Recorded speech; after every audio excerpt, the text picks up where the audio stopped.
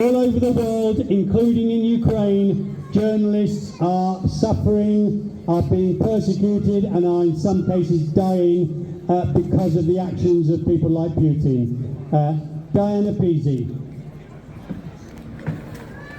Hi there. Essentially, think of the pictures you are seeing from Ukraine. They are brought to you by journalists, filming them, recording them, going into the action, and there have been a series of documentaries all this week showing you the devastation and the impact on people in Ukraine and in different parts of Ukraine.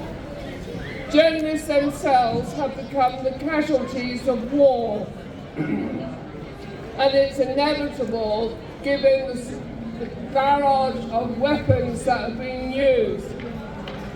Two sources, the Committee to Protect Journalists and the International Federation of Journalists, report that the numbers of deaths so far in this conflict is 15 journalists and many more have been injured.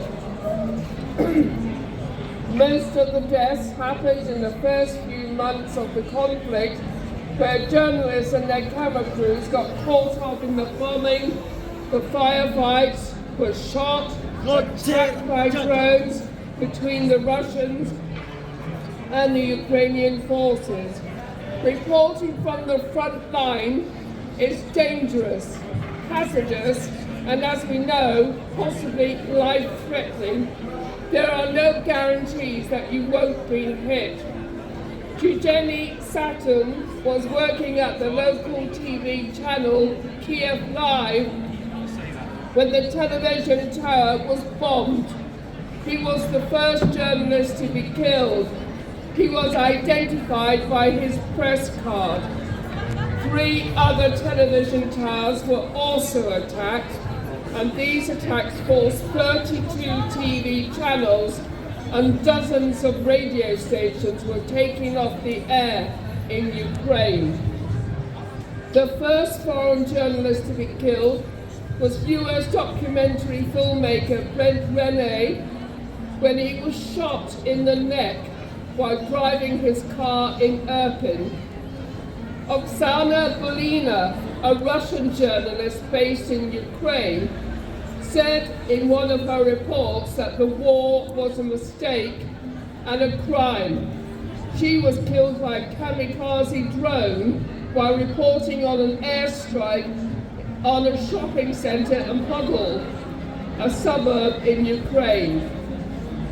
2 security guards who were escorting her were badly injured. You have probably seen countless pictures of the scale of damage in many towns and cities in Ukraine, Mariupol, Kherson, and in the Donbass region. Imagine what it must be like to bring you those pictures so that you can understand what is going on.